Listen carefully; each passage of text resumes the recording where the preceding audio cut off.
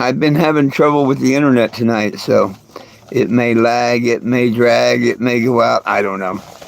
But I'm having trouble with it, so just to let you know, we'll try and do this live. Had a great weekend.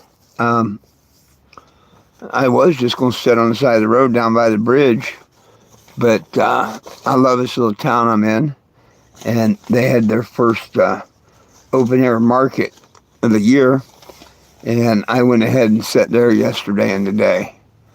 It cost $50, 25 for yesterday and 25 today, but it ain't the money. I met a lot of people. They got to tag the RV. Some of them signed the petition. Anybody can sign the petition online. That's where you got to sign it. Like when I come through all these different cities and states, it's not about me or nothing. People love to come and tag the RV, yes. But the most important thing is while you're there, when you get home, on the way home, whatever, sign the petition. It's online. And it went up a couple of numbers over the last couple of days, so that's all right. I'm happy.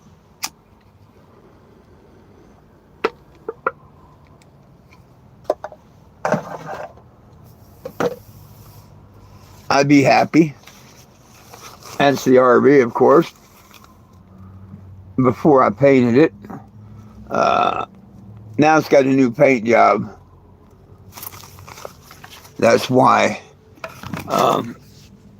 This live's saying about, people tagging a new paint job.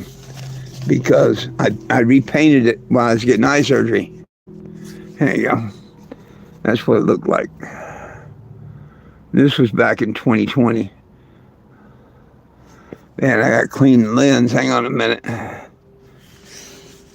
That's kind of a dirty lens. See if that makes it any better. And a little bit better.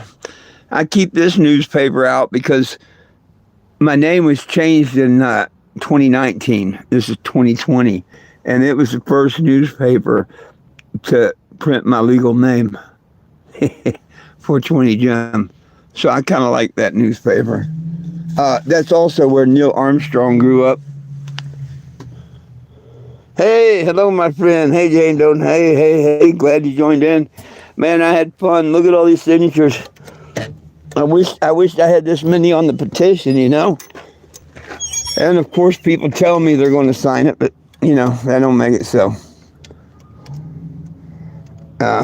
You probably won't see most of them because it's too dark. But, okay.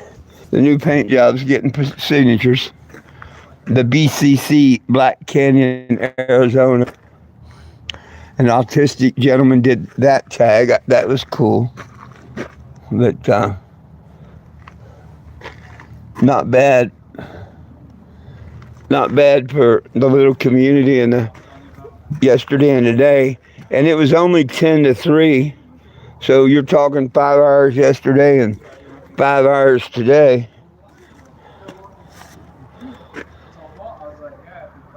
Guy drew me a Sonora cactus and all. I know there's one tag here in the back.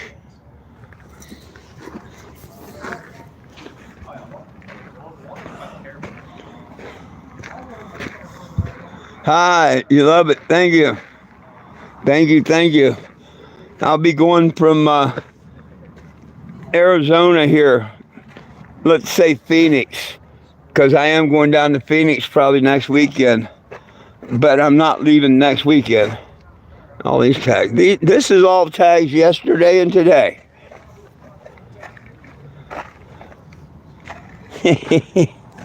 So imagine once I get out on the road, by the time I get to DC, this will have 20, 30,000 tags on it.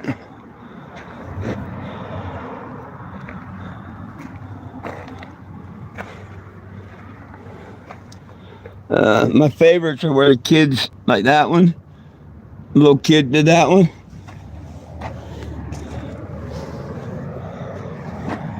Somebody wrote "loves you" next to the Jesus.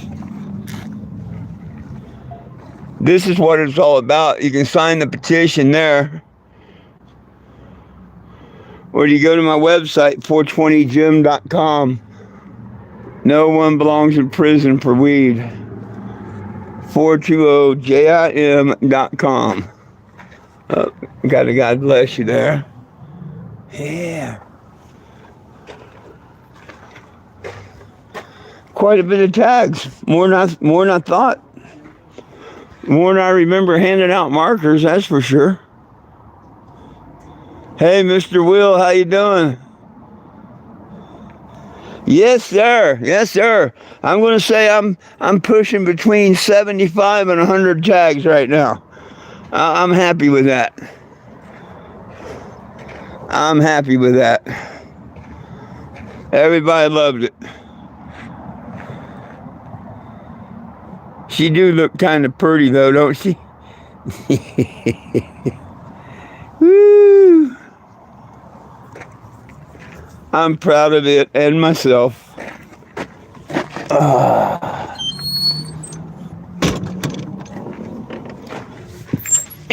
And I got to give a shout out to Frankie because I didn't even think of it. Here I have been sweating, charging the battery, because I didn't know how I was going to get the RV back home. I mentioned I need a battery, and my generator's kaput. So I didn't have electric yesterday or today over there. Sorry, I'm doing something here. I didn't have electric. Movely.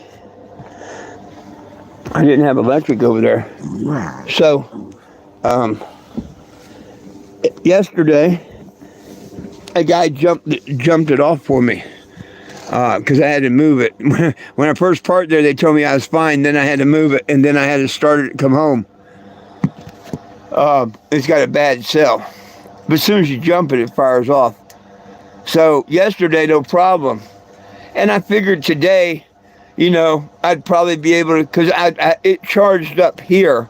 I just needed to, once I left there, get it to start up. And I figured, somebody would give me a jump, or I just bring it back across the battery and the charger across the street, charge it for a half hour, put it back in it, and drive it over. Well, we was talking on the live earlier, just like this, and Frankie mentioned the solar charger on Amazon, and right then it hit me. Hey, dumbass, you got 2 big solar panels back there. You can charge that battery up all you want, And even though they're 24-volt panels, so I did. I had a couple of, battery cable ends, a red one and a black one. I'd cut off an old battery charger because I don't like throwing things like that away. I cut off the wire and I hooked them to the solar panel.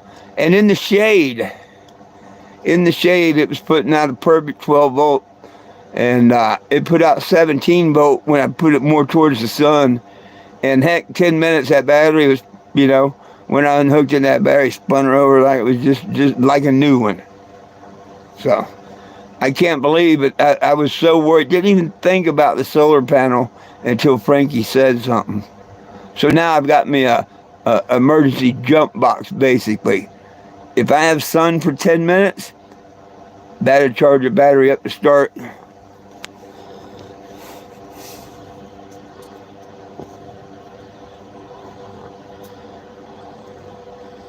I'm the mob.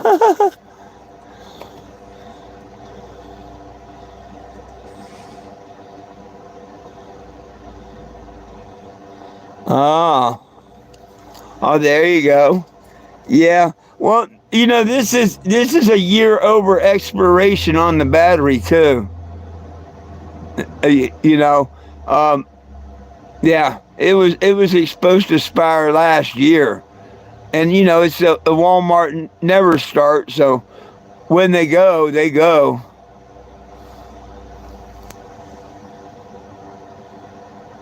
Yeah, the aspirin I know about. Yeah.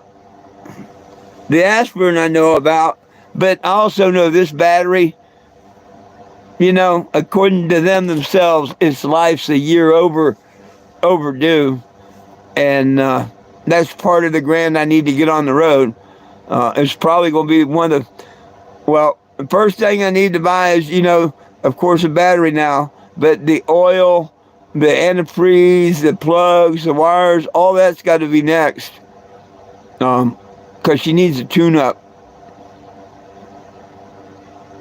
She deserves a tune-up. And, you know, do that little preventive maintenance and stuff, and she'd get me all the way to Florida and Washington, D.C. and back out here.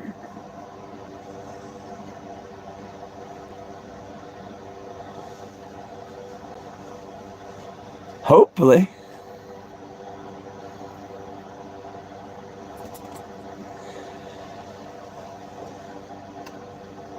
Yeah, I don't want to head cross country with a bad battery.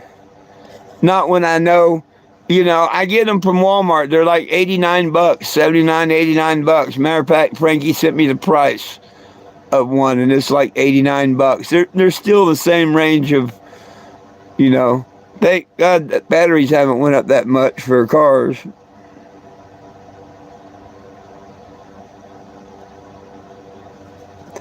Damn, I found that one yesterday, but I gave it back when they come back looking for it. But that's what you do. You be honest, you know. I'm not one to say, what battery, you know. That's why I told the landlord, hey, if somebody comes back looking for a battery, I got it.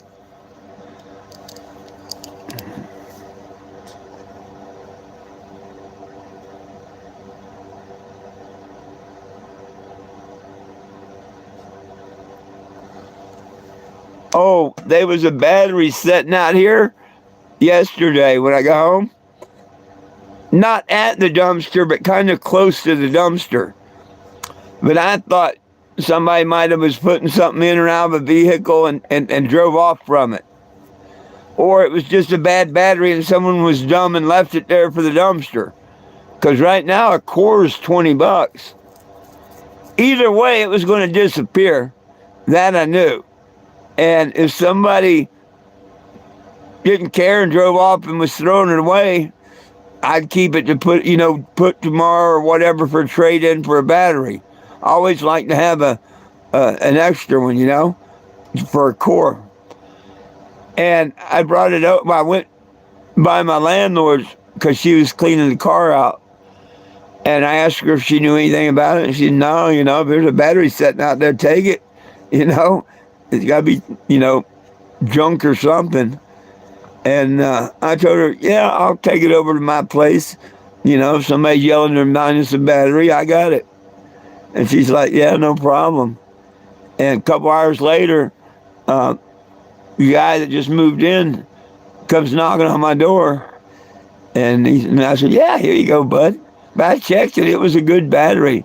It was old, but it had a good charge in it. I would have loved to have it, but it wasn't mine to keep.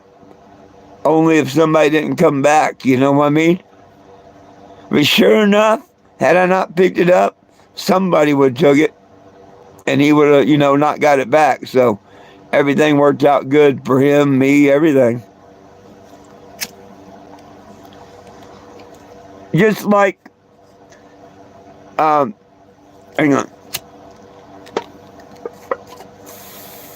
I could have set down the road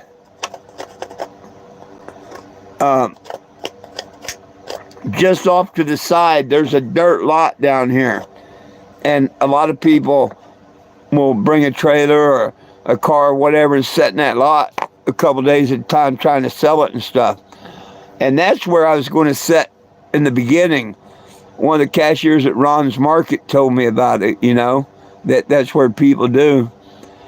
And I was having trouble getting this damn thing fired up that morning. And I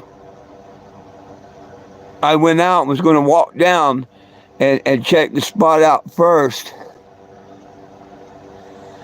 And I look over towards the post office, and they're putting these little pop-up tents and stuff. So I'm like, well, let me go see what's going on there. and they're having their first outdoor market. And I thought, you know what? And it was $25 a day. A little expensive but for this town especially, but you know, I guess it goes to a good cause. I didn't really ask. But it's $25 for a day.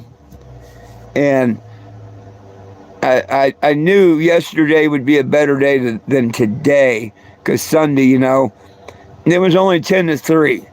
It should have been from like 8 a.m. to 6 p.m., but it is what it is.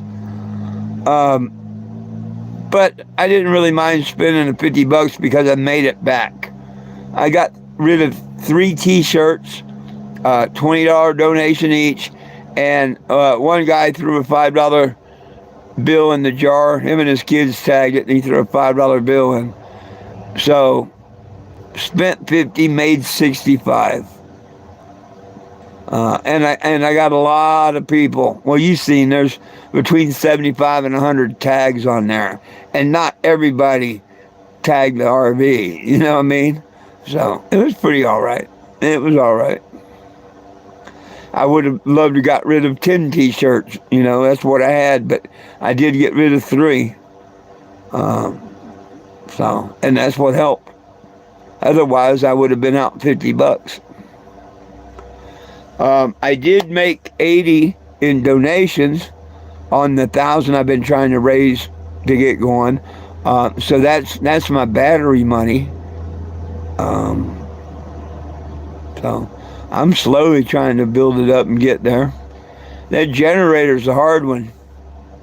Oh, Numbnuts made a video about, and he's lying, his generator runs, he's just saying that to get money, da-da-da-da-da-da-da-da. Yeah, I wish my generators run. Neither one of them. Probably going to throw them in the scrap pile, because even if I got the engine running again on the Honda, the brushes are about worn out. So I have to find some sort of a generator or go without, and that's kind of hard.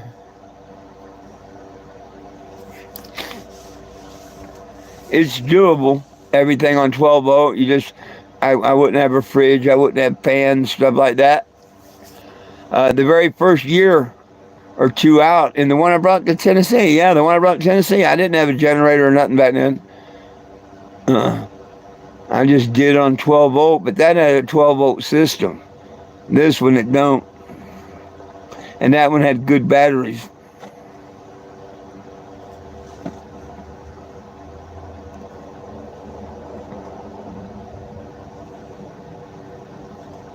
We say Jack. Jack's sitting up here with me again tonight. Aren't you, Jack? Poor old guy. He don't do nothing but lay around now. You old guy? Hey, Jack.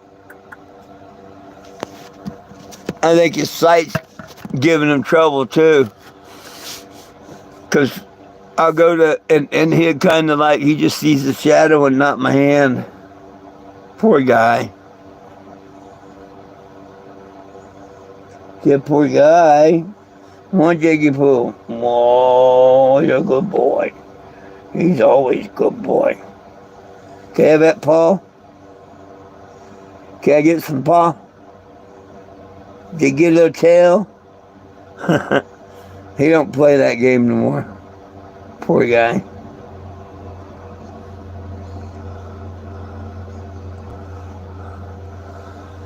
Well, shucks. I didn't think this was going to work tonight, because I was trying to watch TikTok, Facebook, and it was buffering real bad. Anything I tried to watch, you watch 4 or 5 seconds, maybe 10, and then it would buffer. And then you go a couple seconds and it'd buffer. I want to find out what happened to Lieutenant Dan. The last video I seen, one I seen, he said he was way offshore.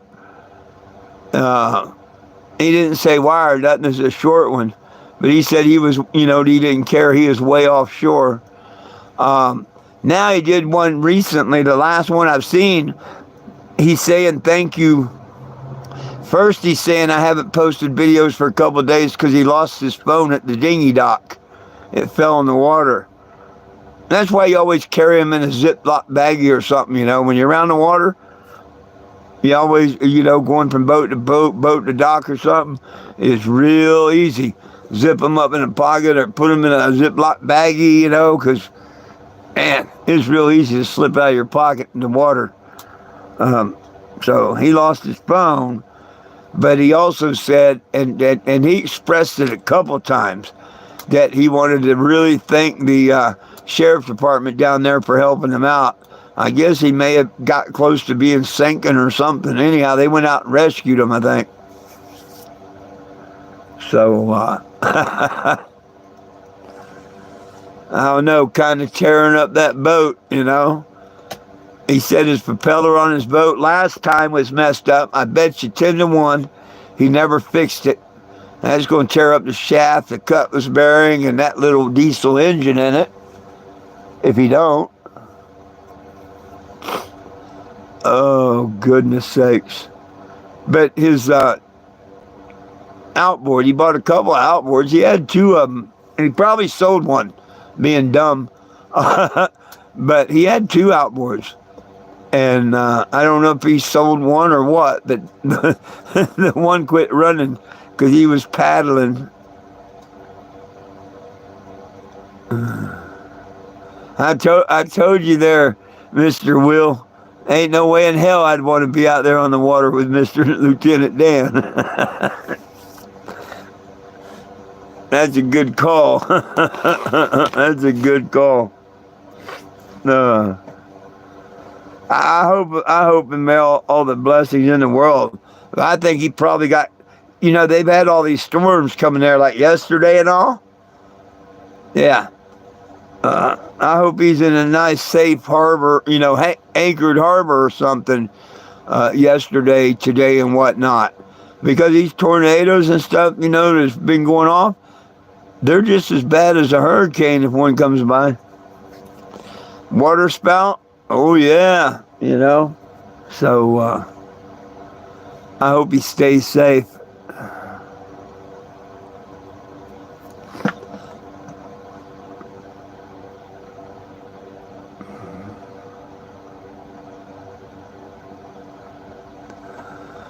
Oh, I wouldn't know that, but In a Jar reminded me of a story I might tell here in a minute. And please make your ridiculous comments. They don't hurt my feelings. It shows one's intelligent, and it helps the algorithm build. We found that out, so you go right ahead. But thanks for mentioning In a Jar. Hey, Will, you want to hear a story? It's a shame Doug ain't here, but when he said a jar, that made me think of a story. If you want me to tell that story, Will, let me know, and just tell the story about the jar. Boat in a jar. And I know what you're talking about, probably.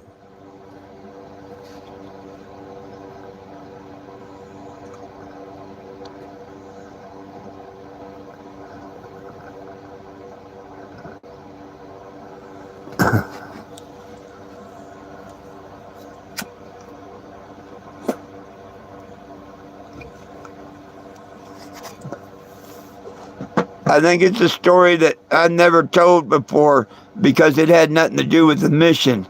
It had to do when I was a lot younger. Back when I was 16.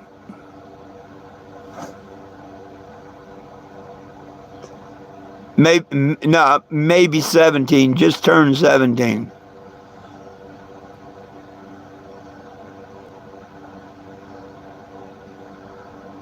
Well, that sounds like a personal problem.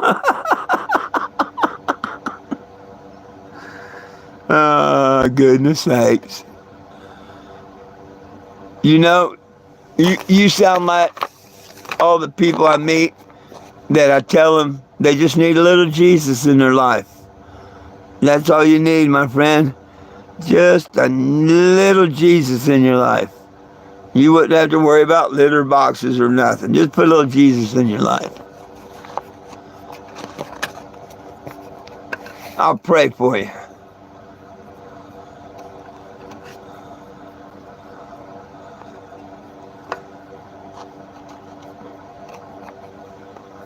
Man, I had fun. I gave out probably 100 of these this weekend, yesterday and today, between yesterday and today. I probably gave out a good 100, which is cool.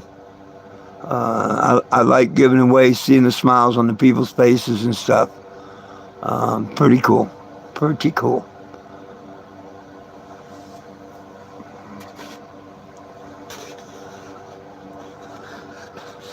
Well, give me 1 second.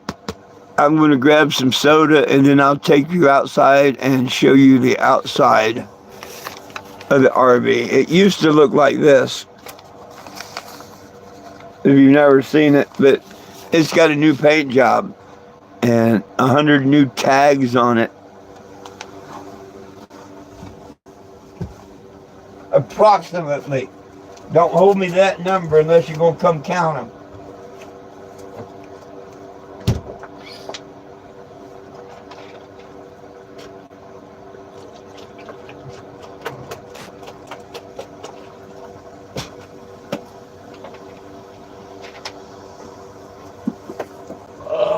Goodness sakes.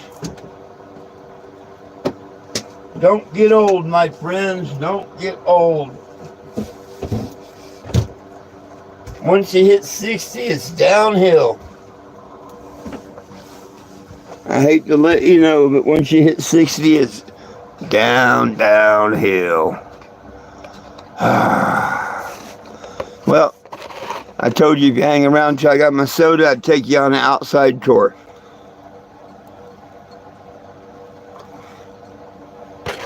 And a man of my word, I am.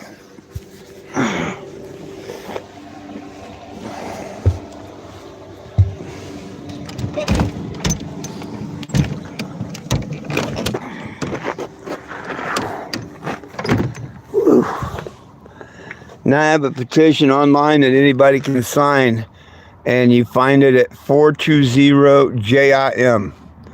Just look up 420-JIM on the internet, Google or whatever, or go to 420jim.com. You can sign that QR if the lights don't, screw with your phone. And here's the Cannabago.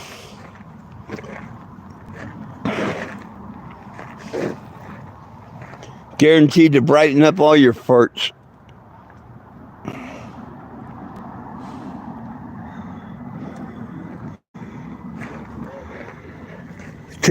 Yesterday and today is the first time that I brought it out since my eye surgery and the new paint job. And I let people tag it. See all the tags? By the time I get to Washington, D.C. and back, there'll be 30, 40,000 tags on it.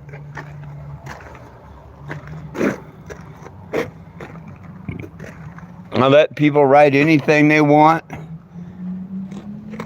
below the green line. They can draw a picture, whatever they want to do. There's a good one. There's somebody's little design. Here's one of my favorites back here, the Sonora cactus. Jars, New River. Hey, there's the dispensary. And somebody tagged it here on the back. Of course, you can't really see that here at night. Oh, there you go. That's too close.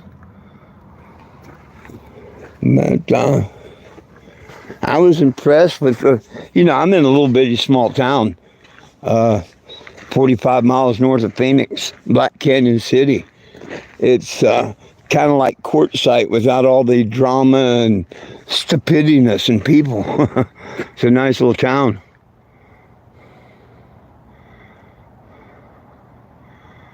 But she'll get all the attention we need this year to try and get Mr. Trump in Congress to release our cannabis prisoners. What this is all about is nobody belongs in jail for weed. Nobody. If they're in jail for a weed alone, sales or possession, they need to be out. If they got another crime, well, they can serve their time on that.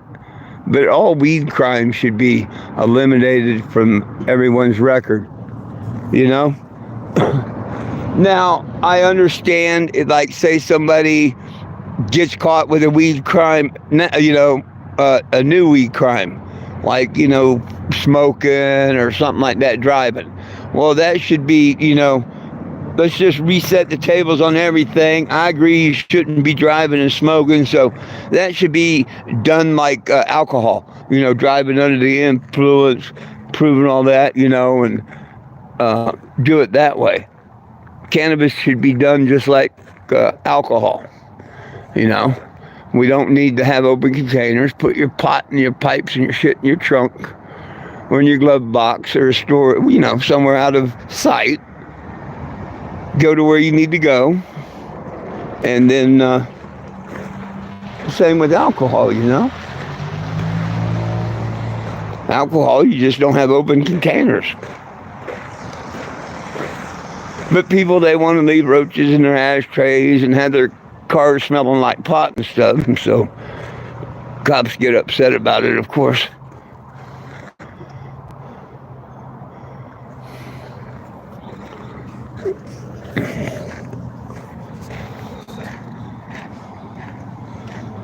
So,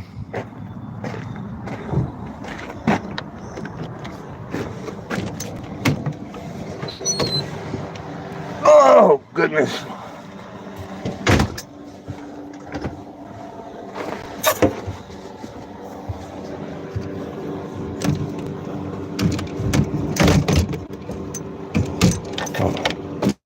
Oh, that's what it is. Oh, Lulu, you got right in the way. I swear my dogs, as soon as I come in, she moves. They get right in the way. They know where I'm walking. Not much. Not much. What's up with you? What's up with you, my friend? I'm trying to get everything ready to start the end of my farewell tour that got interrupted last year, a year ago. I'm going to try and finish it up this year. So in a couple of weeks, I hope to be out on the road, headed back to Washington, D.C. First, I want to go to Florida, then Washington, D.C., and then I want to definitely come to Kansas, probably Indiana, and that's it. I don't think I'm going to Washington State or Oregon. It just depends on how long it takes me to get back across the country after I leave D.C.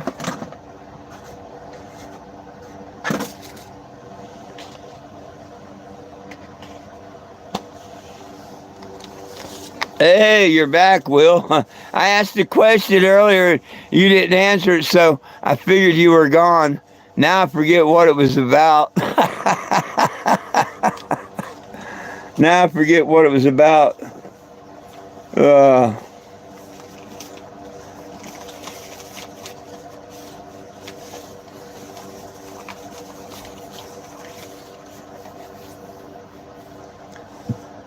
Lulu, are you going to have them puppies tonight? My neighbor says 5 days. So probably somewhere between now and 5 days, she going to have pups. She just looking at me. Oh, goodness sakes. Yeah, hey, I had a ball today, Will. I did. It was really cool. Seeing all the people that come by and tag the RV and all. That was pretty damn cool. Being a small town and all.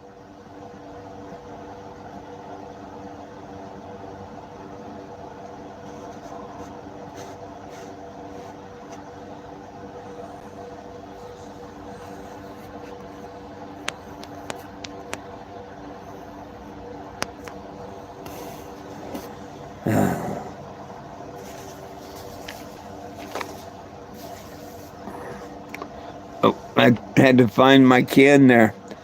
My neighbor says that I'm good enough to drive. Yesterday, she said that, she heard me pull in and wondered if she should come out and, help me back in, because I did have my eye surgery and stuff, and she didn't, which is good. Either way, it was good. But, I had no trouble, and same today. And she made that statement today that she wasn't going to worry about me and my driving, that if I can back up like that, that I shouldn't have no trouble going forward. But yeah, my vision is, other than a little cataract, you know what I mean? Yeah, I got to knock on wood. My vision's good enough for the driving, no problem. And, if you see where I pull in, how I back up, if she swears I'm in the same spot that I was, before yesterday, and today. And I go, nah, an inch here or there, but close. She's like, no, you're in the same exact spot. I know better. I look at the tire pattern. But I'm just, I'm proud of that, because I can see in the mirror back 25 feet, and I can follow my tire tracks from when I pulled out. You know what I mean?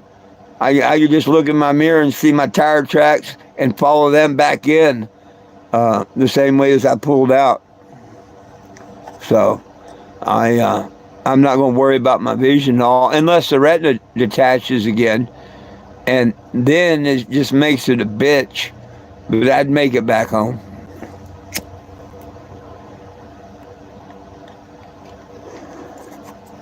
I can't wait till I have the cataracts removed. I'm going to have good sight, real good sight.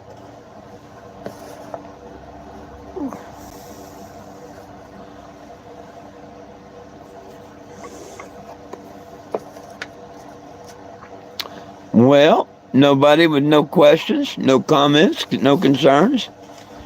All 5 of the people here know who I am, what I'm doing, or don't care. I am 420 Jim. Quite the character. Mr. Will vouch for that, I'm sure.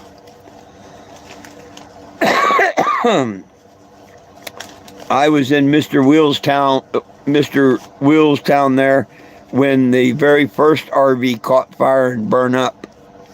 That was in 2017. I've been on the road fighting to get our cannabis prisoners out of jail since 2014. Quite the journey. And good Lord willing, the creek don't rise. It will end this year. I tried to do a farewell, but last year it got so bad. I had a lady trying to hit me with a car and all kinds of stuff. Cops changing my names on legal paper.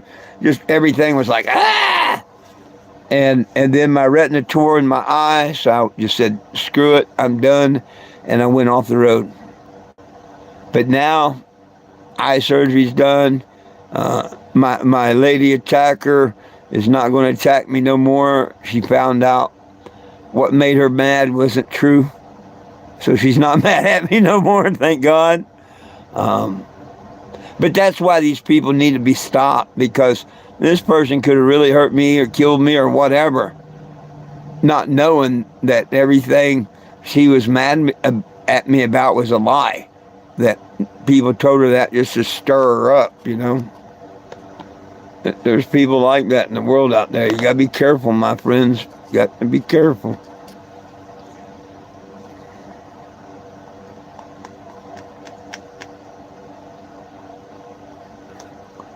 Oh, I know what it was.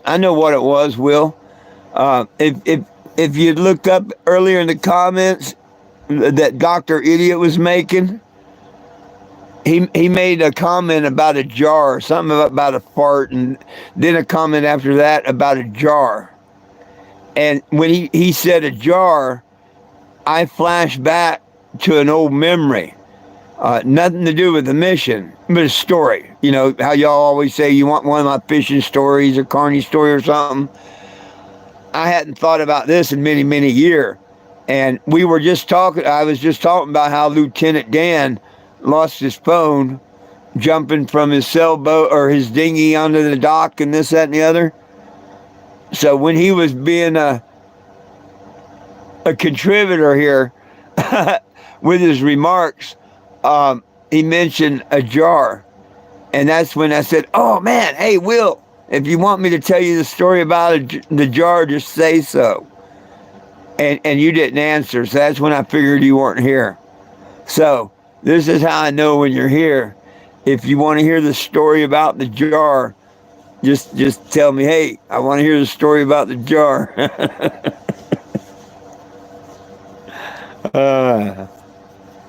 Like I say, it don't have nothing to do with this mission.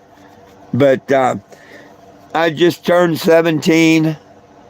I was probably 17 and a half back then.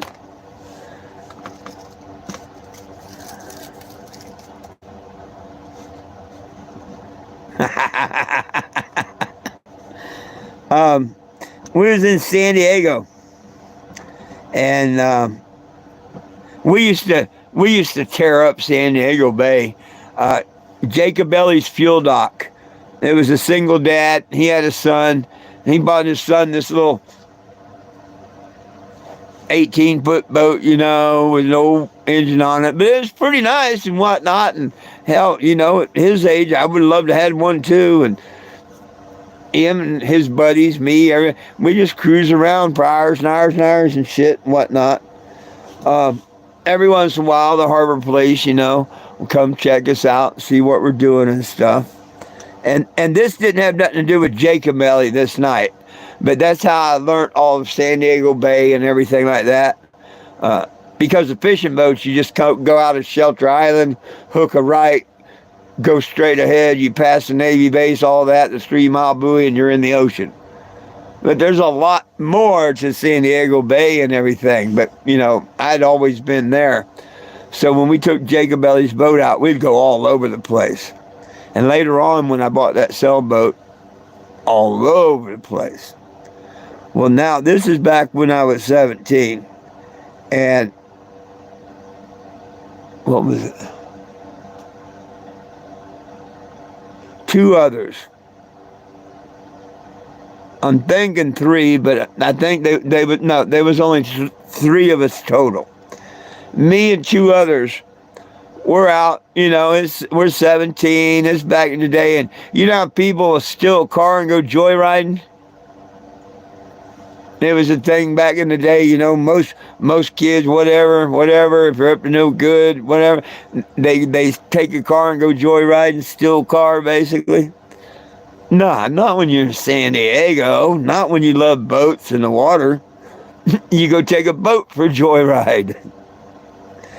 And that's what we did. Don't know who come up with what plan, I don't remember way back then. But I do remember that I think it was a Carver was the brand of the boat. And we went down by Shelter Island Marina, I think it was. It could have been Kettenberg. One of the two. And we go checking out the boats. And we were checking the boats for whatever we could find. And when we opened the cabinet in the galley, there was a set of keys. I think that's what started it. And we're like, who wants to go to Mexico? We're just going to go down to Ensenada. And we fired that boat up. We took off, not even thinking it might be there for repairs. We take off, and this is just as it's turning daybreak, too. And just as we get out the 3-mile buoy and turning left down south to Ensenada, the sun's coming up. We see pretty cool. I'm driving the boat. We're just cruising on down. We're about halfway between Tijuana and Ensenada. And one of the guys comes back, goes downstairs because we're up on the ply bridge, and he comes back up and he's, man, there's water in the galley all over the floor. And I'm like, what? And he said, yeah, there's water in the floor in the galley. So, I bring the boat to a stop, go down the ladder, and oh yeah, the galley it was up to your ankles in the galley. And 17 back then, we didn't think about, checking the engines or anything, So we found an inflatable raft, and we threw it out, and we were dumb. We took like a TV, not a super big one, but back then it was the bigger TVs. We put this colored TV in the raft with us. The ship to shore radio, the electronics and stuff. We was going to at least have something, try and sell something, And before we got into the dinghy, this is about the jar, remember? Before we got down in the dinghy, there was a jar up in the cabinet. They had tea bags in it and stuff, a mason jar. And I unscrewed the jar, threw the tea out, and I asked the other two guys, "Hey, you want to put your wallet here?" And they're like, "No, I'm good, no big deal, I put my wallet in the jar, screwed the lid on it, put it in my down. I had one of them down jackets, put it in the pocket, zip pocket. We get down this raft with all this stuff that we got, and we're taking it in the boat, and we're rowing it in to shore. And as we get to shore, them waves are looking bigger and bigger and bigger. And we look up because there's a big, giant hill there with a path coming down. And there's half a dozen of the Mexican people, and a couple of them had surfboards. And they're coming down the path towards us. And good thing they did, because they were four of us, because no, there was three of us. Me and one guy, we made it in on our own. The third guy, if they hadn't went and grabbed him, he probably wouldn't have made it in. But I tell you what, we get in just as they're coming down on the beach, and that boat goes sideways as a big wave comes up. It looked like to us, remember the damn Andrea Gale? When you're in a raft, it looked that big. It looked giant. It flipped that raft and us over, and it was assholes over elbows. That's all I remember. Boom, boom, boom, boom. Tumbling through the water. I felt bumping the bottom with my shoulder. I felt seaweed, And then boom, the turbulence stopped, and I'm giving it all I can to get into the beach. And one of my other friends, he made it into the beach, and then the Mexicans drug the other one in. They brought him in on the surfboard. And we climb up this hill and everything. We get up there. None of us know Spanish worth of shit. And we make a deal with them that they can have the boat and everything on that boat to get us, back up to San Diego. And of course, none of them had a car or nothing. So they give us a handful of pesos. Yep. Told us that would get us on the bus and to the border. And that was good with us. We didn't own the boat or nothing. Now we had a big old handful of pesos. Both of them lost their wallets. Gone. No ID, no nothing. The turbulence and stuff, gone. Me, had my wallet. It didn't even bust the jar when I hit the bottom or nothing. But I had my wallet. I was the only one with money or ID. And sure enough, it was about 20 minutes. Bus come by, and we hopped on the bus. Now, whether they salvaged the boat, kept it from going on down or whatever, I don't know. That was the last I ever seen or heard of it. We hop on the bus. We get off in Tijuana right before, crossing over into San Diego. And I go in, and we buy a bunch of stilettos and switchblades. We could get them, if you bought them 10 or more, you could get them for like $3 a piece. They were just the cheap, China ones. But they loved them. The sailors loved them. And we could sell them for $20 each. We'd go down there and get fireworks sometimes too. But this time we brought back a bunch of stilettos and switchblades. And we just put them in a sock around the waist. And went and walked through the customs back in the United States. We didn't have any trouble back then. Now, if we'd got caught, we'd been in trouble, but we just never got caught bringing fireworks or the stilettos and stuff in. But yeah, that jar saved my ass, man. I wouldn't have had no money, wouldn't have had no ID. I'd been like them. They had to get new IDs and everything. I had everything, my fish card, my everything. I did, you know.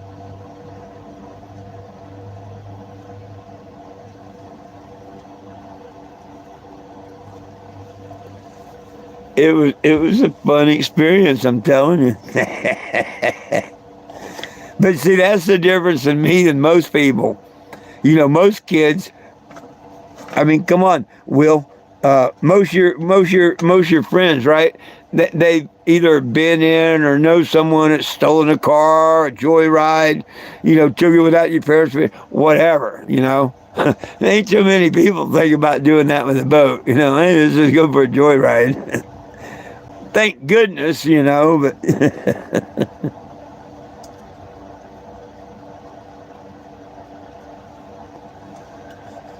yeah, I think all we did was say, hey, man, look, this has got full tanks of fuel. This is a good idea, and we went.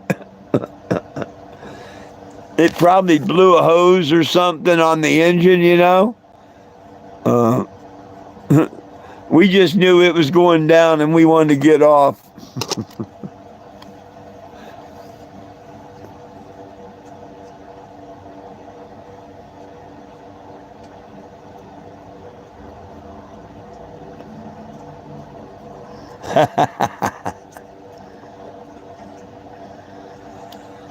Oh, you can go. You can go down there by boat real easy. Um, there, there's no real place. Well, what's that second one? There's Tijuana, and then there's another one. Ensenada. We used to go in there and get dinner and everything. Tijuana, Ensenada, really not that bad.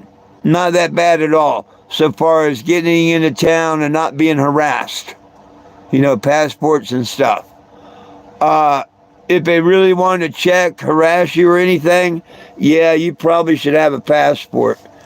But hey, when you get down there, when you're in Mexican waters, you're in their country. When you are in Mexican waters, you're in their country, by the way. If you're within 3 miles of shore, you're no longer in international waters. If you come within 3 miles of the coast, you're in their country. You better have your passport or your tourist card, because otherwise you're illegally in their country, which I found out all about that. I told you when I took the Andrea down there for Bill Resnick. Yeah. But Tijuana, you could walk back and forth across the border all you wanted. Just, yeah, you could go down there. Now, I never I always went down there and come back by boat. I never went down to Tijuana or Ensenada, caught a bus and walked. But it wouldn't be any different than me going to Tijuana or Ensenada. But after Ensenada, you start going down to southern Mexico, then I suggest you always have your paperwork and stuff, whether you're offshore or whatever, because they've got the Mexican, gunboat, Navy boats and stuff. Oh, yeah, they sure do. And, yeah, when we pulled into, I think just north of Cihuatanejo, they mentioned that town in Shawshank Redemption. We had to get fuel just north of that. And I remember even the chart said that there's strong currents. I looked at the satellite navigator, and it said the current was going 7.7 knots. That's 8.5 miles an hour, sideways. This idiot thought he could set the autopilot straight and we'd drive a straight line. But yet you got a 7.7 knot almost hitting your broadside on the boat. So we're crabbing. You're crabbing. You are going straight, but you're also going sideways, crabbing. Couldn't convince him that. And he says, I bet that gunboat pulls right in behind us. About that time, the gunboat just turns right where I told him the channel was, way up there. And our boat just kind of goes, you felt a little like that. And I told him, dude, we're on ground. Oh, blah, blah, blah. I go outside. I could see shells, starfish on the bottom. I go look at the back, and we're churning up nothing but seashells and mud. I had to literally get him out of the cabin and show, dude, we're on the ground. And he goes in, throws it in reverse, and we do get off of the bar, turn around, go back out, go down to that channel, and go in there to get our fuel. So, like I say, I've had my share of idiots that own boats and think they know how to run them.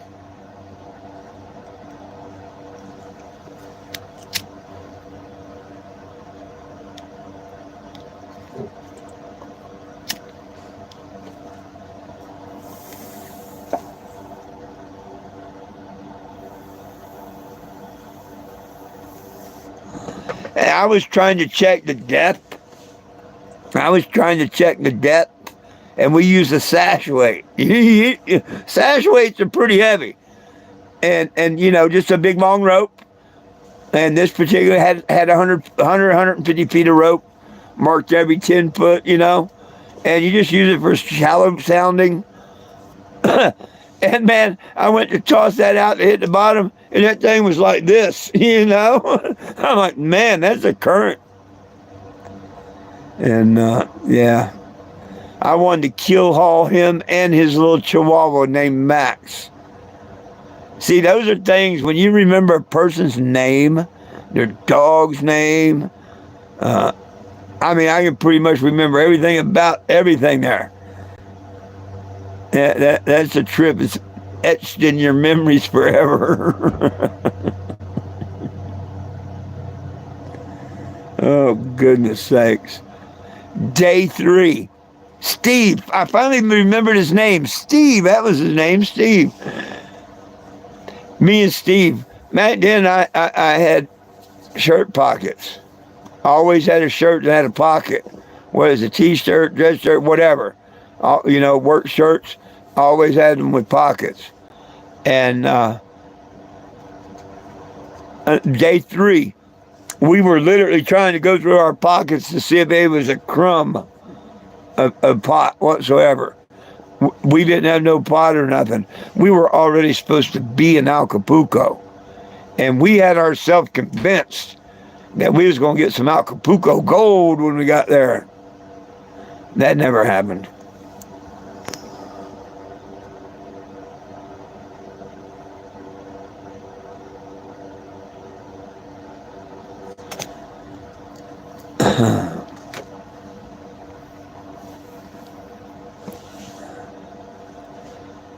Oh, I'm forgetting. You know, like you've seen me. I'll be telling a story and read something. I throw off and forget what I was talking about. So I guess maybe I got short term. I also don't like tragedy, I guess. There's a whole lot of childhood I don't remember. But I can remember some really early childhood that was good and whatever, but then there's a blank for a while and whatnot. So I don't know. I think we suppressed some things or whatever.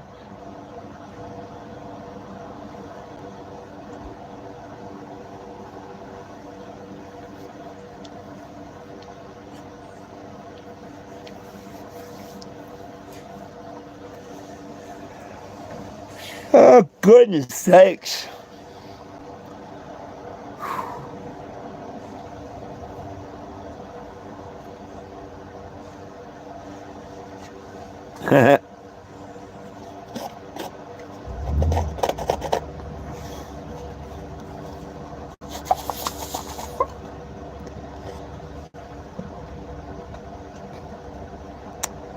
Oh, yeah, they do.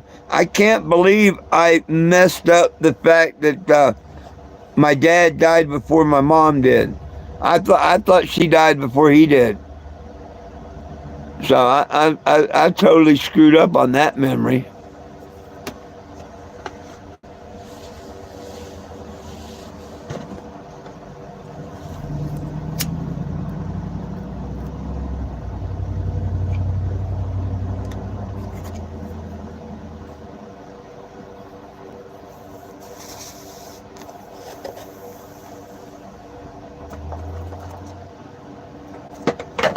What you doing, old Jackie Jack?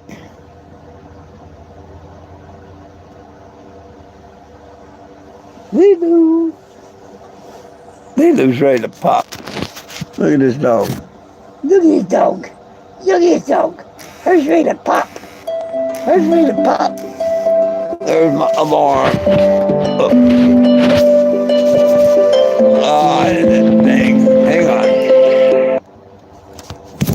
Whoa. That went for a hell of a ride, didn't it? Sorry about that. Now back to showing off Mama Dog. Say Mama Dog. Say Mama Dog. Say Mama Dog. Oh. You gonna have puppies? Are you gonna have puppies? Yeah. She's ready to give birth any day.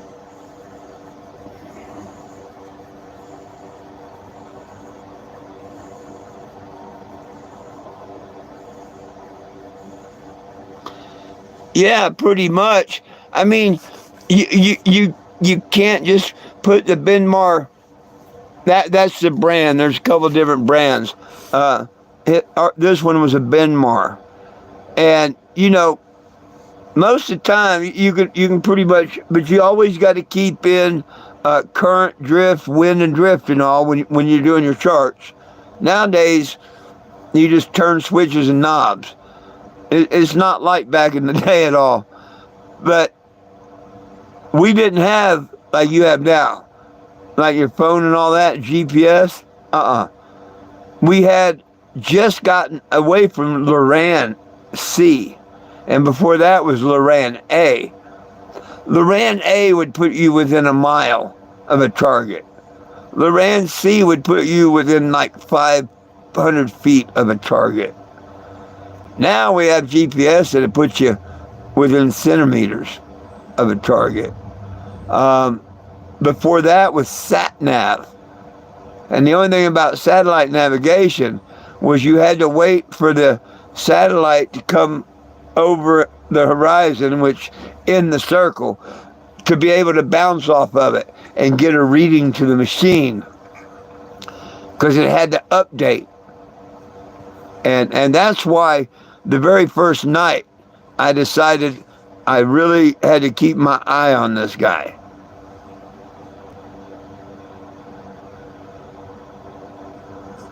Oh yeah, she looks, yeah, she wants him out. Yeah, the very first night that we took off, the captain says, I'll take first watch, whatever. And, we took off in the evening, and he was going to take watch and whatnot. And he'd wake us up, and then me and Steve, would take it until morning.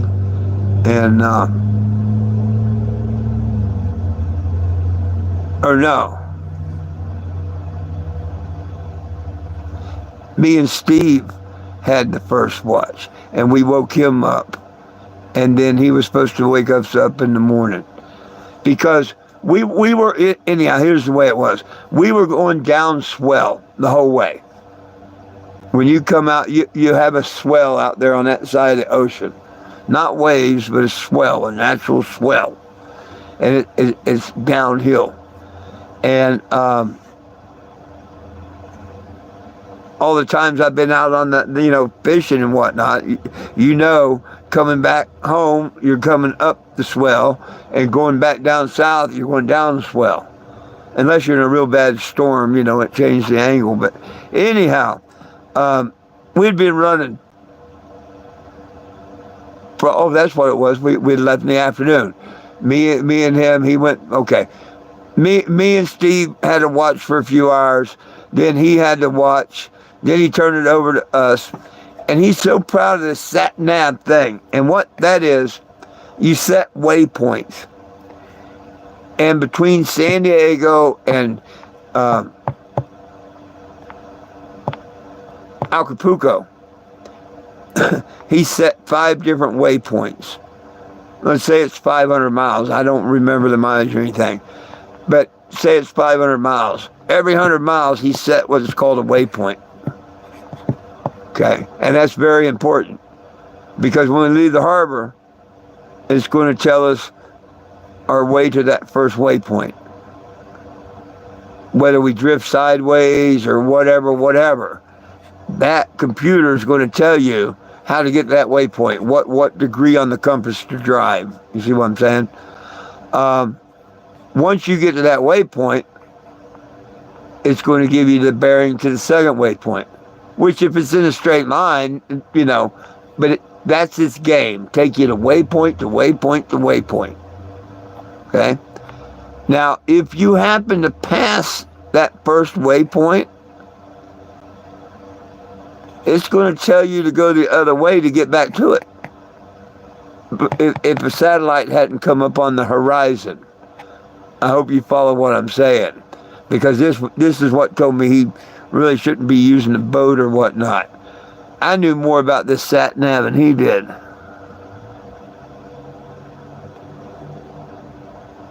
No, not in the Bermuda Triangle. But anyhow, we're headed down to the first waypoint, no matter who was running or whatever. About an hour before we woke him up to take the night shift, okay, until early morning, we had just passed a waypoint, like hour and a half, 2 hours back. And a satellite hadn't come up, okay? Well, I knew it was telling me to go back, basically turn around. You know, if you're driving a GPS and you pass your spot, it tells you to turn around, go back. This is the same damn thing, okay? Me and Steve passed this waypoint. And that's how I knew, because it kept telling me to go back. And, you know, I figured whatever. The satellite hadn't come up. Next one coming up on the horizon was whatever. And I knew, just keep going, just keep going. It'll fix itself when it sees the satellite. So we go to bed. And I don't know. It was about an hour, 2 hours, I don't know. I just remember uphill motion. We weren't going downhill. You could feel the uphill motion. And I wake Steve, I'm like, yo, man, we're headed back home. You know, he what? I'm like, dude, we're headed back home. Feel the swell? And he said, yeah, you know, so we go to find out what the hell's going on, and he chews us out for not going the right way. Said we was headed back to San Diego the whole time and whatnot. And I'm like, dude, you're wrong. You're wrong. You know, you're headed back there now. You're going up swell and all. The guy we didn't want to even listen to me or nothing. All of a sudden, the thing on the dash, that sat nav goes ding ding, and it was giving us the course back to our second waypoint. He didn't apologize. He didn't do anything. He just flipped the boat on the and headed down towards Acapulco. Yeah, he was crazy, man. And the only people back then that had sat navs was your great big ocean liners and container ships and stuff. The average yachty couldn't afford one. He not only had one, he had two. He had one brand new in the box down in the cruise quarters in case the one up there blew a fuse or something. I kid you not. He had that kind of money. Crazy. No sense. A lot of money. No, I was never in the Bermuda Triangle. My fishing down in Florida was on the West Coast. Now I've been to Tampa and down and all to the Keys and stuff, Okay, and I've been over towards Texas on shrimp boats, but never up the other the east side of Florida. I haven't been out in that very much at all. No, most of mine has been the Gulf of America over to California, and of course Mexico and Gulf of Mexico.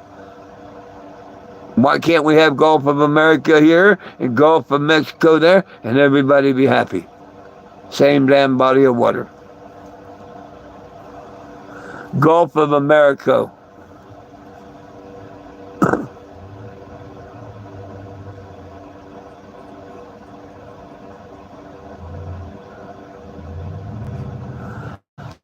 Yeah, uphill in the story, you're going up on the west. See, waves come. If there's no wind, like out there, I forget which ocean it is, they've got what they call a ground swell. That's always there. And it's coming from like Northern California down this way. You know? It's just a swell. It comes down the coast. So if you're going up like north, California, Monterey, whatever, Oregon, whatever, you're going to be going up the swells. And if you're headed south, like to Mexico, you'll be going down the swells. So, and in a storm, like over in Florida and whatnot, where you don't have the natural swells, when you're going into the waves, that's uphill. When you're coming down the waves, surfing the waves, that's downhill. So yeah, uphill and downhill. Uphill, if you stand out on the bow of the boat, and just as the boat comes up the top of the wave and starts to go down, just barely jump up. You can look in at the captain on the second deck and say, hey, bud, look him eye to eye. But you're going to immediately fall down as the boat's coming up, and you got to know how to land or it hurts.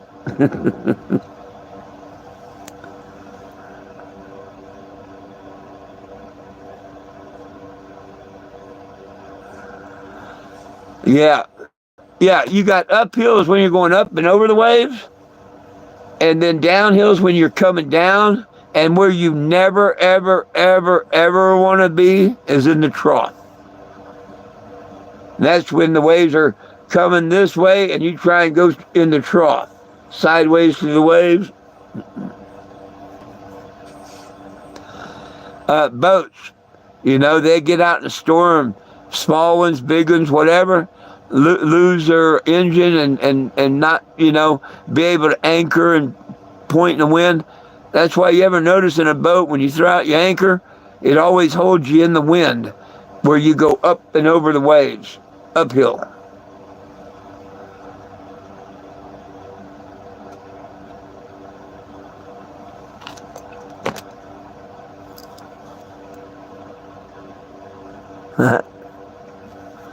Man, on the boats, when I cooked on the boats, my favorite place, like the Coral Sea, I had the very bow bunk. Man, I love riding the bow. Yeah, I love riding the bow. That's where all the movement and everything is. Anybody kind of wants a little bit smoother ride and whatnot, bar the stern you can go. Because the rear end's more like that in the waves, and the front's like that, But I love it. My favorite place to sleep.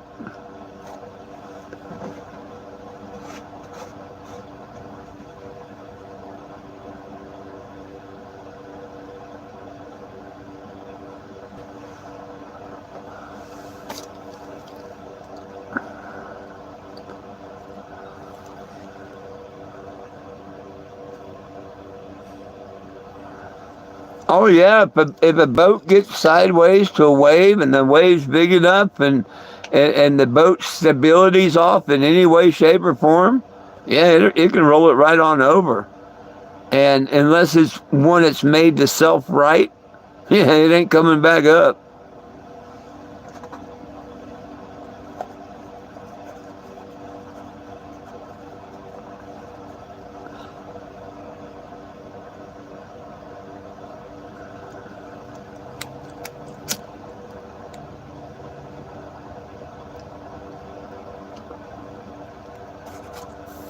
Just like there's been lots of boats.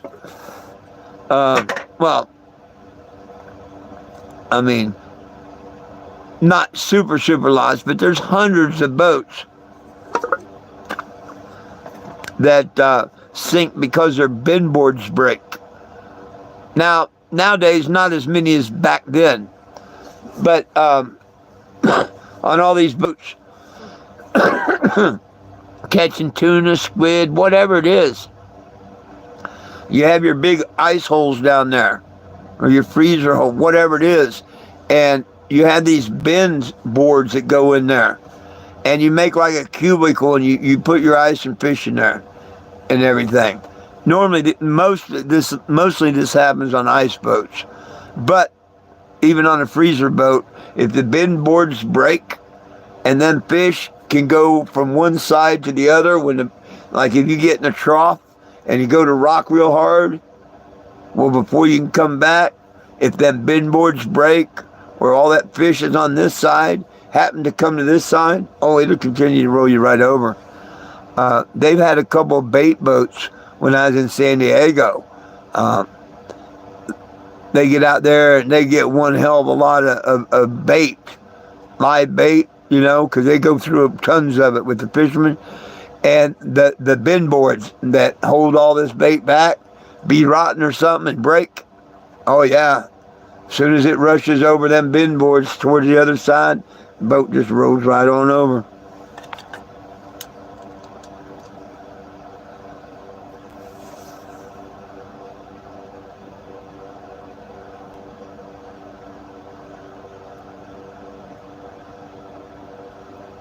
Oh, yeah, me too. Me too. Oh, yeah. Hell, I was on the Finalista 100. That's a 100-foot boat. Man, I would swear them waves was every bit as tall as that boat was. Probably not. They were every bit of 50-footers. I guarantee you, every bit of 50-foot. Just gigantic waves. People were trying to take trolling string and tie themselves to the galley seats. I had like bar store, at the counter. Yeah, they was trying to lash themselves into the galley seats and stuff. Every once in a while, you'd hear a loud bump from the bunk room where somebody get thrown out of the bunk. Yeah, rougher than snot. Yeah. I've been through some good old storms now. Really good storms. Hell, I almost got killed by a flying fish on the flying fish. True story. I almost got killed by a flying fish while being on the boat flying fish. We was out, we did a really early, it was like we left at 3 a.m. It was one of the early, full day, all day, extravaganza fishing trip, bottom fishing and whatnot. And we was going way far out, and we had to leave early to get out there and have the fishing time, get back before dark and all that, whatever. But I remember, because we went way out. And it was just at daybreak. And we're getting into the area to throw the anchor out. And so I see Joe Frank Embry, that's Hembry, that is Captain. He's got her down, we're just moseying around. He's looking at his big graph fish finder. He tells me to get ready on the anchor.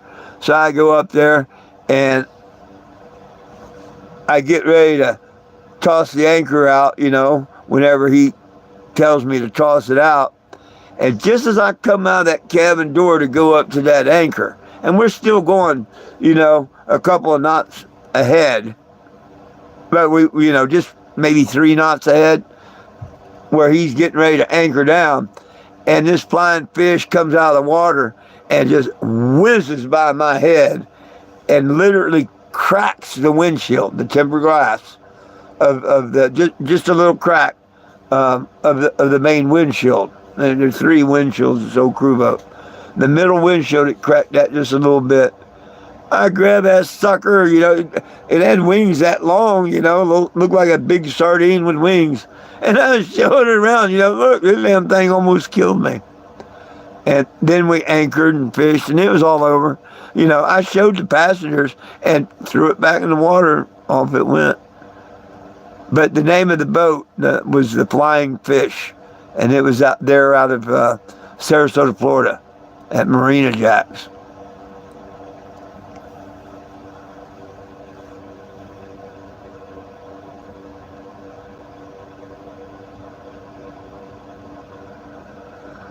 Wow. Now, there's one time a rogue wave. Oh my gosh. And we were almost on the beach.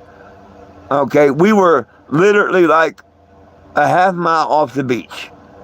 And we come in and about a half mile off the beach, and we were getting supplies, you might say. Boat will come out to you and meet your boat. And, not a John boat, a little bit bigger than a John boat, but, wooden boat with the outboard on it, a couple Mexican fishermen, whatever. Anyhow, we're a good half mile offshore, okay? And the boat had went in and out, and this was the second time, and it had just left us. And we were just getting ready. I mean, had pulled the anchor and everything, and was getting ready to take off. And out of nowhere, this big giant wave. I mean, we almost got caught sideways. Had the captain not, seen it right in time and spun the wheel and pushed that old 671 diesel to the max, we probably would have flipped on over. But we just did like the what's that movie, the Andrea Gale? We just didn't make it over that way. But yeah, I remember looking around, because he seen the wave coming on. I didn't. I just remember looking around like, how did we get so close to the beach?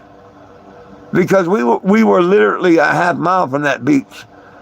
There's no way we drifted in that half mile or nothing. But what it was, before that giant wave, it sucks all that water out. And that's how it built that wave behind us. Woo! If that captain hadn't been paying attention at that time and whatnot, oh yeah, we would have been one of them going, guarantee you that. That was the Scrimshaw. The name of the boat was a Scrimshaw. It was a 6-passenger, and it had a sailboat keel. That's probably the only reason we stayed right side up.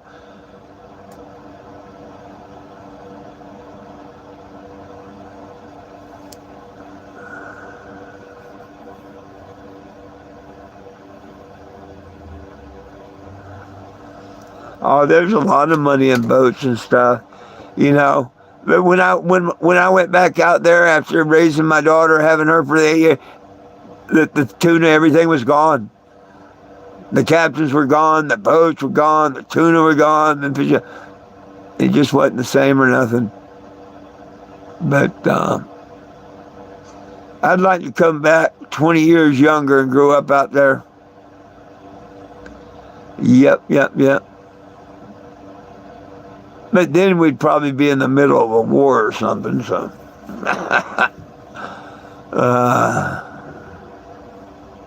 But I always made good money on the water. Always. Whether I was in it, on it, or under it, I always made good money. Every time I was in the water.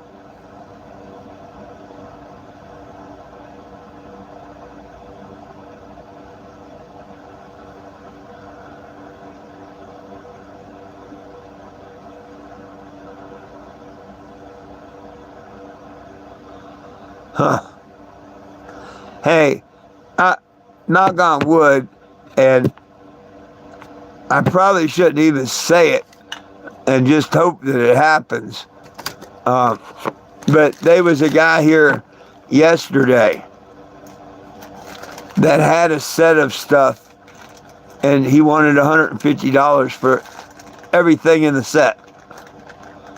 And if I had the $150, I would have gave it wholeheartedly.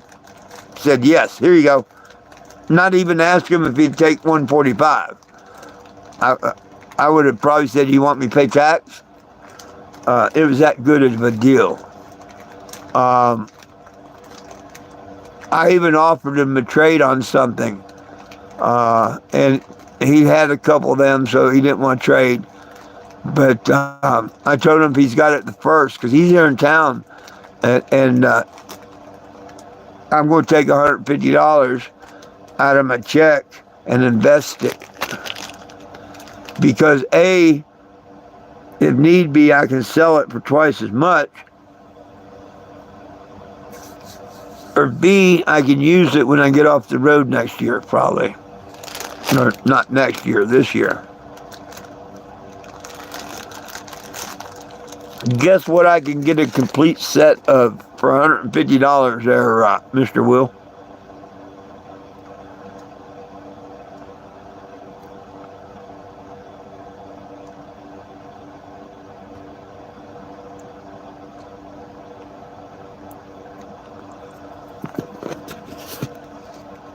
A complete, when I say complete, it's everything except the wetsuit. There's no wetsuit. There is booties, for your feet, a nice set of fins, mask, and snorkel. Pretty nice dive knife. Nice weight belt. Nice regulator. Nice buoyancy compensator. Nice tank.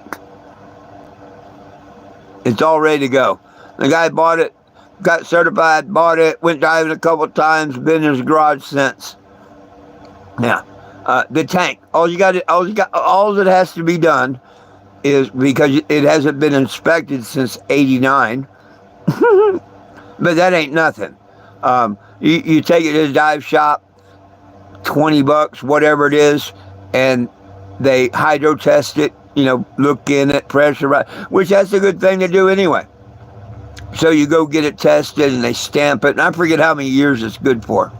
But that's all it needs. I mean, the tank's in great shape. No nicks, no ding, no nothing. The regulator, yeah. Everything, yeah, looks bad. Even has a dive flag. Like I say, it's everything except the wetsuit. And hell, the regulator would be that. The buoyancy compensator would be that. The tank would be that, especially if you had it inspected. A fair price not inspected is $150 for it.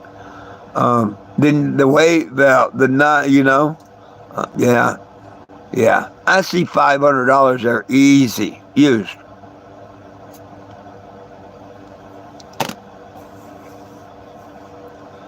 So nobody bought it yesterday, and he wasn't here today.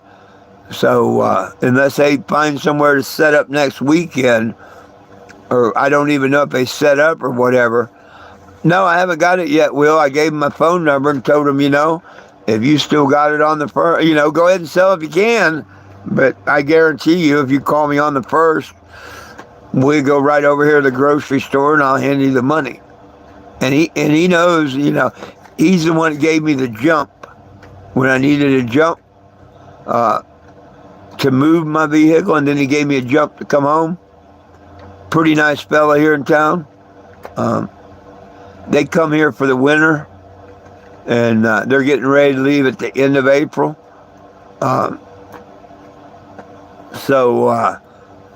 Yeah, I told him, hell, I'll give you your price, but I don't have it, But on the first, I'll have it. And he took my number and said, okay, so, if I'm supposed to get it, he'll have it. You know what I mean? But yeah, that's a doggone good deal. Hard to find deals like that. If I had to rent mask, snorkel, because see, I don't even own mask, snorkel, fins or nothing. If I had to rent all that, it would cost me $100 a day just to rent that. A tank, a regulator, a BC, a mask, snorkel, and fins. It would run me $100 a day rental. And hell, I haven't checked rentals lately, but I'm sure they're not much higher than they used to be. Shouldn't be. But yeah, 2 days rental would pay that whole damn rig off. Oh, man, it's been so long since I paid for air. Gosh, it's been so long since I paid for air. I haven't drove in years, man. I think I was paying $7 a bottle last time that I had them filled. Probably 7, and if you rented a tank, you needed a tank. Like, I'd rent a tank here and there if it's a big job, instead of going back and forth, whatever.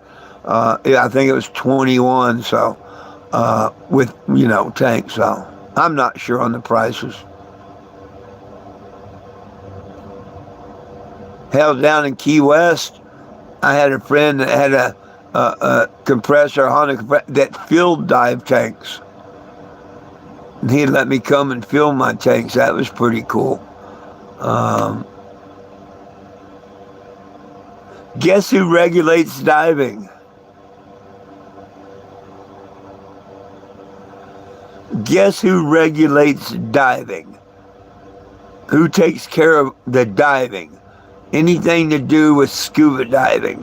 You know how they have regulations that people take different departments?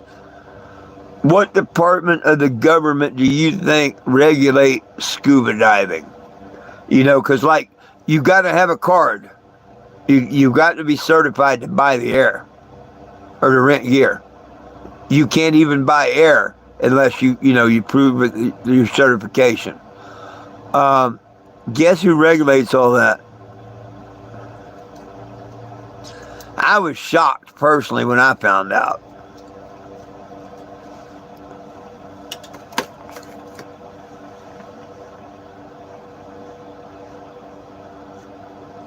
No, it's a 3-letter entity. I'll give you that one. I'll give you that. It's a 3-letter entity. No, it's not the health department. That was a good one. That's one of the ones I thought.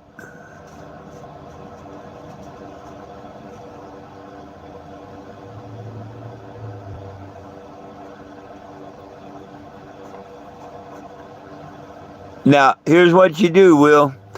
You take away the word health, and you've got your answer. Take away that word health, and you got your answer. DOT, Department of Transportation. I'm like, why in the hell do they regulate diving license, inspect dive shops and all that? It just blew me away. But yeah, DOT enforces the dive laws, the scuba diving laws.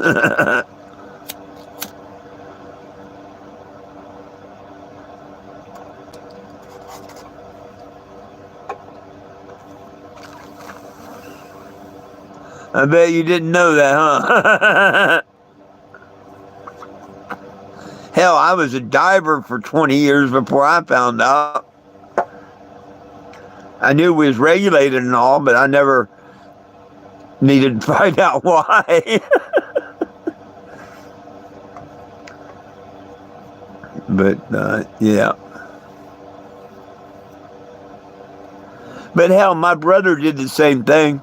My brother, him and his wife, they thought that they'd go down on vacation and go scuba diving and shit, They paid all kinds of money. I don't know where they went, if they went down the Keys or where, but I do remember that they went on the dive boat, the whole 9 yards. They went and got certified, so they bought diving gear. I mean, literally bought diving gear, didn't rent it. They wanted to be divers. They bought diving gear. They go get their diving classes and stuff. They become certified. And first trip out, from what I remember here, was my brother got sicker than a dog. I guess on the boat ride, whatever. And he wanted nothing to do with diving again. They got back in off of their first dive, and sold their gear and shit, for a third of what they paid probably. Um, uh, that's funny. I hadn't thought about that in many a year. That would have been cool to go diving with my brother. That would have been cool.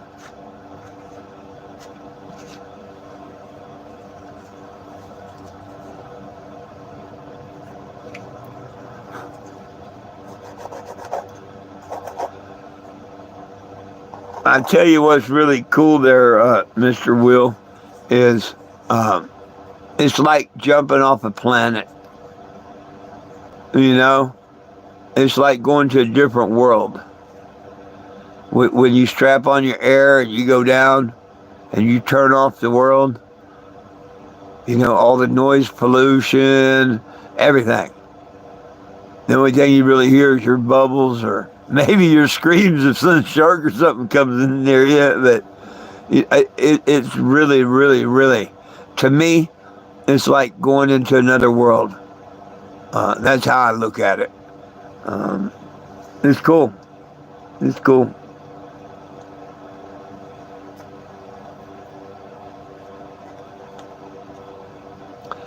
I never had the want to go to deep diving. To me, it was uncomfortable ear pressure and stuff at 30 and 60 feet. Why the hell would I want to go over 100 feet, Yeah, not me. There are people that do it, cave divers, this, that, and the other. But after you go past 99 feet, 3 atmospheres, you've got to use mixed gas. Helium, oxygen, something. I'm not sure exactly what the mixture is, but it's mixed gas. Nitrox, something like that. Nitrox or something. Like I say, I'm not certified for that. I'm a basic diver. I didn't go for the deep water or the cave, any of that. Just the basic. And that's all I needed.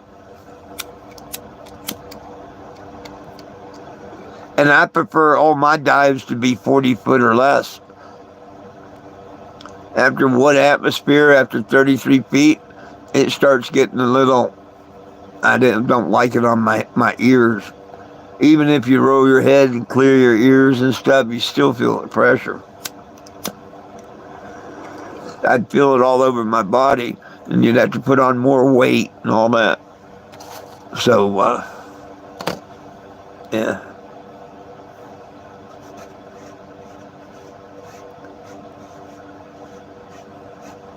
I'd like to go raise a couple sunken boats.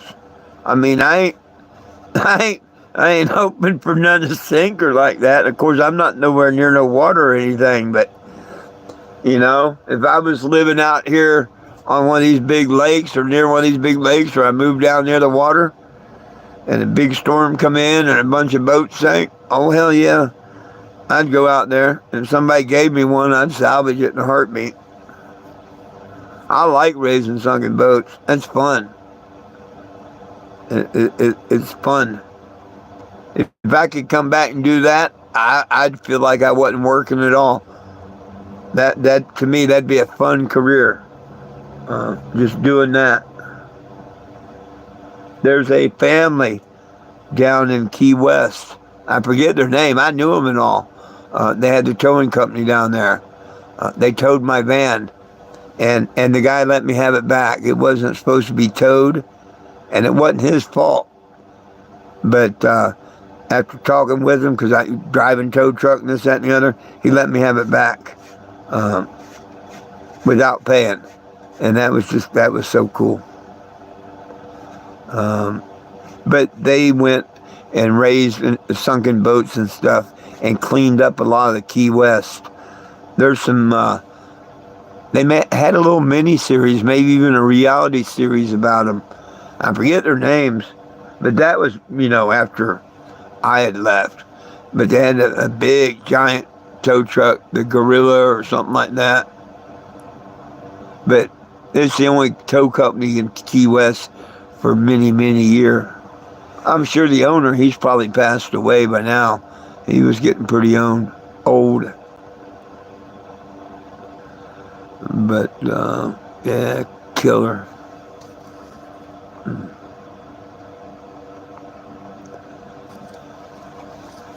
Well, hell, don't know what else we should yak about. Should I go show off the lights again? Anybody want to see the lights again?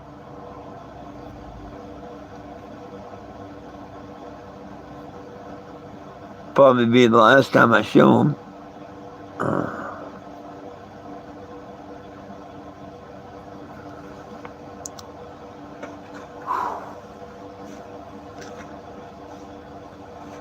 I'm going to be working on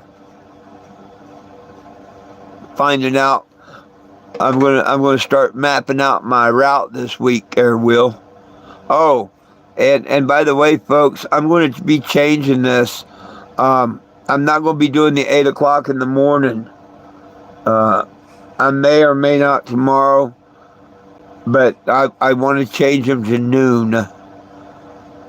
Noon and 7. Because I'm going to be busy in the mornings a lot of time coming up. So catch me at noon and 7. If I do one at 8, that's just a bonus I threw in there.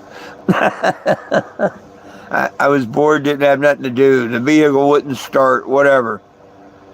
I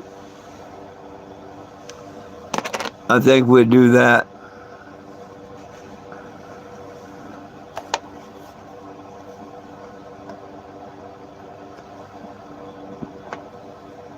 Also, this next weekend, I think I'm going to stay in town like 4 days or whatever.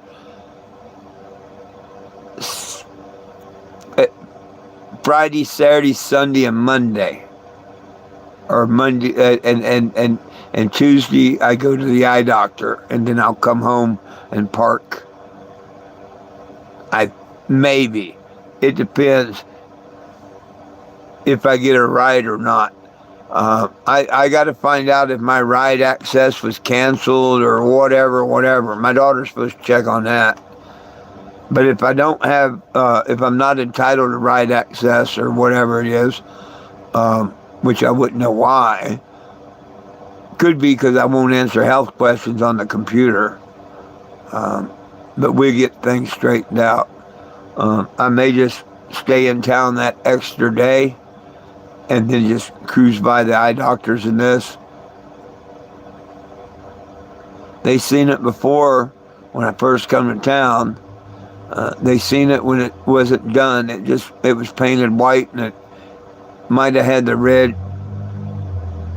yellow on it, maybe the red, yellow, and green, but it had no decals or nothing. That's what it was. So it's only fair they see it all decorated up, right?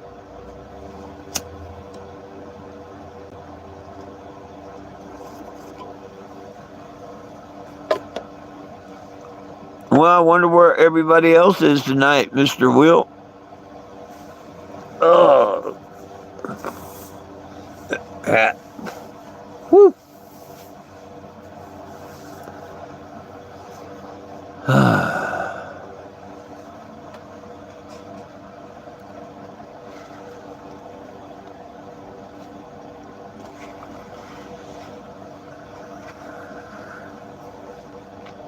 Well, I think I'll let y'all go unless there's any questions, comments, or concerns I can answer.